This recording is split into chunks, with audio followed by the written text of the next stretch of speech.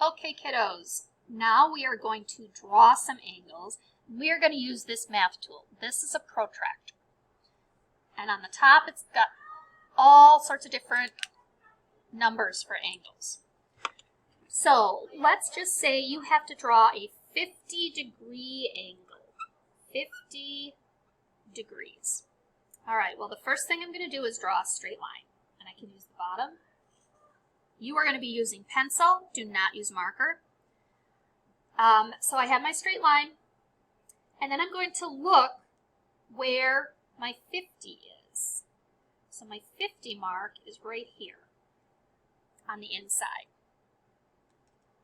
Okay, so I put a dot there. Then I can pick up my protractor and line up the end of my straight line with that, and I can draw a line through it. Then, to make sure we are talking about an angle, I add my arrows, and here, right here, is my 50-degree angle. So, on the next page, you are going to have a protractor that's on the screen. So see if you can draw something on the screen using that protractor.